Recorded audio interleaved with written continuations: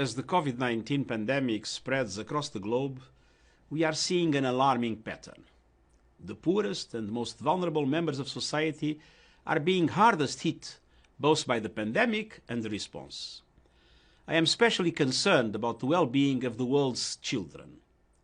Thankfully, children have so far been largely spared from the most severe symptoms of the disease, but their lives are being totally upended. I appeal to families everywhere and leaders at all levels: protect our children. Today, we are launching a report that highlights the risks they face. First, education. Almost all students are now out of school. Some schools are offering distance learning, but this is not available to all. Children in countries with slow and expensive internet services are severely disadvantaged. Second, food. A staggering 310 million school children, nearly half of the world's total, rely on school for a regular source of daily nutrition. Even before COVID-19, the world faced unacceptable rates of childhood malnutrition and stunting. Third, safety. With children out of school, their communities in lockdown, and the global recession biting deeper, family stress levels are rising. Children are both victims and witnesses of domestic violence and abuse. With schools closed, an important early warning mechanism is missing. There is also a danger that girls will drop out of school, leading to an increase in teenage pregnancies. And we must not ignore the growing risks children are facing as they spend more time online. This can leave children vulnerable to online sexual exploitation and grooming. A lack of face-to-face contact with friends and partners may lead to heightened risk-taking, such as sending sexualized images, and increased and unstructured time online may expose children to potentially harmful and violent content, as well as greater risk of cyberbullying. Governments and parents all have a role in keeping children safe.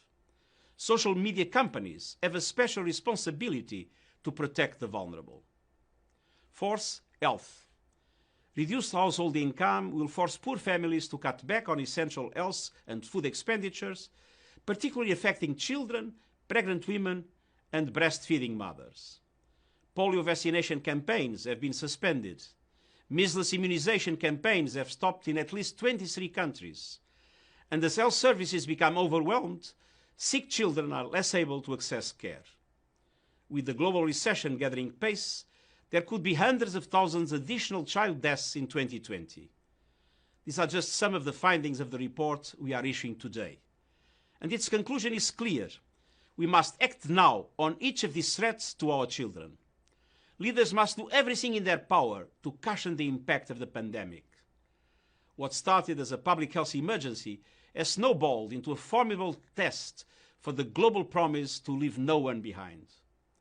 The report urges government and donors to prioritize education for all children. It recommends they provide economic assistance, including cash transfers, to low-income families, and minimize disruptions to social and healthcare services for children. We must also prioritize the most vulnerable: children in conflict situations, child refugees and displaced persons, children living with disabilities. Finally, we must commit to building back better by using the recovery from COVID-19 to pursue a more sustainable and inclusive economy and society in line with the Sustainable Development Goals. With the pandemic placing so many of the world's children in jeopardy, I reiterate my urgent appeal: let us protect our children and safeguard their well-being.